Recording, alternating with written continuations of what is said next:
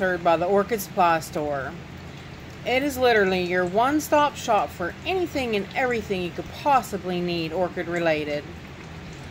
So anytime in my videos, if you see me using orchid pots, orchid media, mounts, it came from the Orchid Supply Store. Also, if you'd like a 12% viewers discount, just add my name Hillbilly in the code and you will get a 12% off viewers discount with free shipping. And guess what, guys? They even sell orchids. So go check them out. Hey y'all, it's Paula with Hillbilly Orchids. Welcome back to my channel.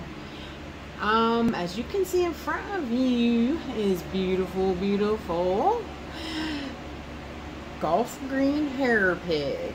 Of course, now it's Rhyncholaeliocattleya. I'll write it on the screen.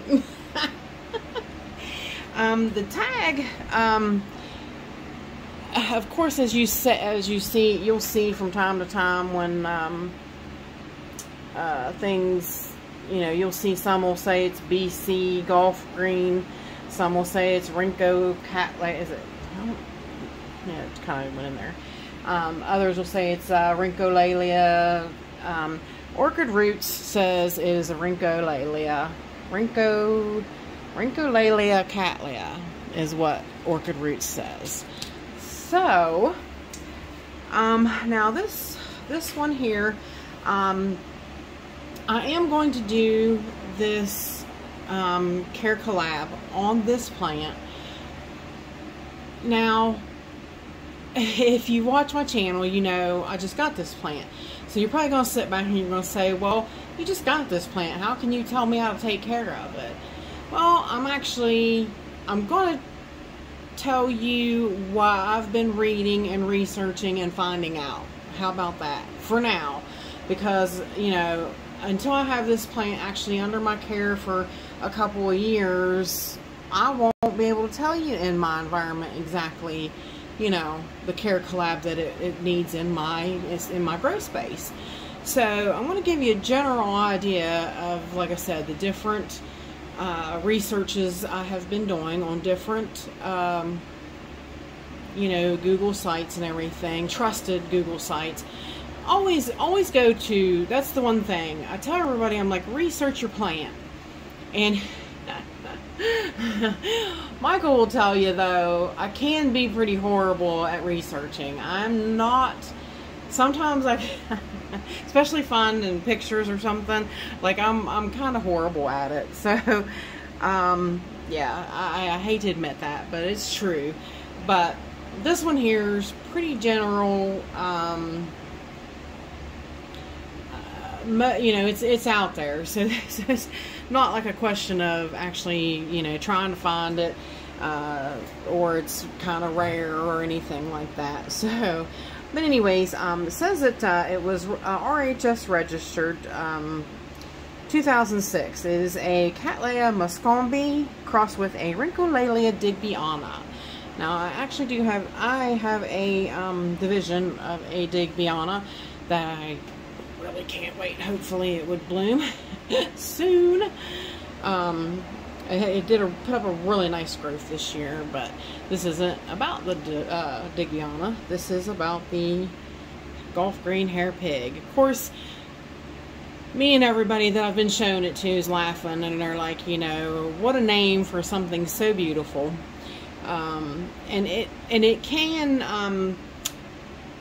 kind of get pink hues, which I think the brighter the light you have it in, it will have pinker hues.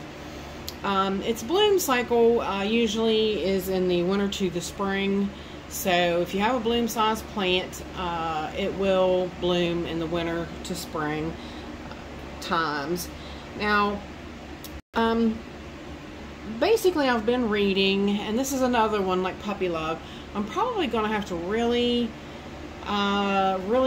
put this thing up to the light. So I'm going to have to really, I mean, it's over under the Grow Star, but, you know, it says it really requires very bright light to flower. It grow in high light, but not direct sun at midday. So they want really a lot of light. According to the leaves and the canes, I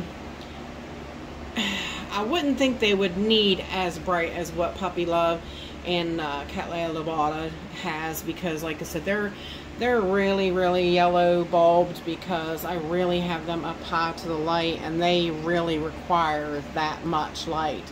So I don't honestly believe in my heart of hearts that this one really does. It really seems darker green to me, but we'll see. We'll see if currently where it sets and its new growth, we'll see if it winds up blooming or not this coming year after this particular bloom. But I was kind of interested when this came from Odoms. This was a gift from Brenda at Orchid Delirium, and I probably should have said that first thing off the bat, off the brat. That's me. I should have probably said that first off, but she got it from Odoms, and they had it in gravel rock, limestone. That's what I was trying to say. Now, I've never grown in limestone. I've never grown in lava rock. I don't grow in those type of medias in my grow space. But I decided to call Odoms, and I spoke to a very kind gentleman, and he told me, he said, honest of all honest, he said, it's cheap and it works, and it's helpful for, especially when you're lazy about not overpotting, when you're plants getting overgrown and you're lazy about repotting. He said gravel works really well. But I'm kind of finding out a little bit that this plant does prefer to stay on the drier side. So, basically, on top of the very bright light, it keeps the plants on the dry side, watering 2 to 3 times per week when plants are potted in porous, free draining media. Plants do well when mounted in baskets with little or no media. Now that seems to be, I'm finding that throughout quite a few really reputable websites. So it says basically to note the watering frequency, ultimately depending upon the temperatures and humidity in your own growing environment. So as a rule of thumb, you always, Cattleyas should dry out between waterings. That's neither here nor there type stuff, but you kind of have to figure things out sort of in your own growing environment. Like me and the gentleman at Odoms was talking, he said the top of that gravel might look dry, but he said the middle's not. The middle is going to stay wet for a little bit. And I'm like, oh yeah, I understand that completely, and that is how it is. You might think that the top inch might be dry, but after that, once you got into it, you could tell it really stays wetter longer than you would think gravel would.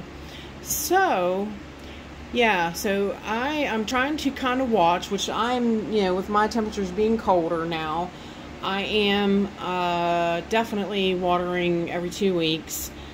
They don't, my plants all seem to be handling that pretty well. And this one, so far, so good. These blooms, it was in bud, in sheath when it came. 15 days and they were open. The first one was open. 15 days from the day I got it, it was open. So that's very cool. But that's just kind of like a basic care thing. It's not so different from my other Cattleyas, so I shouldn't have much trouble with this one. It should fit right in. And it should adapt pretty well to my growing conditions and along with my, the rest of my guys. So it should be a really welcomed addition. Just that things might have to be a little different with it and potting it back up next time. Like I said, I do want to do what's best for it, and possibly we'll put it in a basket, maybe with the gravel, and maybe just keep it in what it's in. We'll see how things progress, especially after these blooms are done. But yeah, she's a very, very interesting plant. Very, very big, as you can see. She is a very, very big girl. 6 inches is what the bloom is from edge to edge. I did get a tape measure out and I took a picture of it. I should have had my husband come in today and maybe help me hold it and really show you that it was 6 inches, but I laid it across here to here and you could tell that it was. I'll put up the picture. Now this one's a little smaller. Of course, this one was the one that was held up in the sheath, which is why we had to peel it like a banana. But and it also was upside down, so that's kind of why it's a little off to the side. And I do have them. I have them both staked up so that they're, you know, definitely presentable nicely. And look at that frills. Look at the frills. So far, her scent seems very light. I've heard people say it's fantastic. So I'm excited and can't wait for that scent to really come on it. It's only been open a couple days now. So, but I definitely wanted to get a video on her and share her with you guys. It's a special plant and from a special person. And yeah, I told her, I said, she's the one that also, she gifted me a few years back the Volcano Queen, the big pink one I have. I'll put up a picture, show you guys. And she also bought me another one that it's got a long name, but it was a much smaller plant, but it has grown to bloom size now, and it was going to bloom last year. And when I opened up the sheath, I kept noticing it wasn't going anywhere. When I opened up the sheath, the buds were completely gone, so it was just the stem in there. So I'm hoping, really, really hopeful this year that she blooms. I can't wait to see that one. But she gifted me those two quite a few years back. And of course, every time Volcano Queen blooms, I think of hers. It's a big pink, phenomenal Cattleya bloom. It's all the big pink fluff that you think of when you think of Cattleyas. It's just great, great, great. I had to laugh. She actually said to me, she's like, I keep buying you all these giants. And I'm like, yeah, but that's okay. I'm quite all right with that. I do like them, but they are big ones. They get big, but that's okay. That's really okay. So let's get off the tripod here and go in for some closer, nice close-up views, and let you guys get a really great look at how fantastic she is. Just a little fluff. Now all that fluff is pretty heavy. That's why I did go ahead and stake her back up. You really would be surprised how frilly and heavy that is. So, and then I'll show you the gravel, the limestone that she's in. So there you go. But I mean, you can see the roots don't seem to mind, and so far so good. I mean, I haven't had her that long, but also see the pseudobulbs. They are a little on the yellowy side, but the leaves are awfully dark green for it to be a high light like the Lobata and the Puppy Love. So, but there she is, guys. The Gulf Green Hair Pig. I can't thank you enough, Brenda. So with that said, I appreciate all you beautiful, wonderful people stopping by and hanging out with me. And bye for now, y'all. Till we meet again.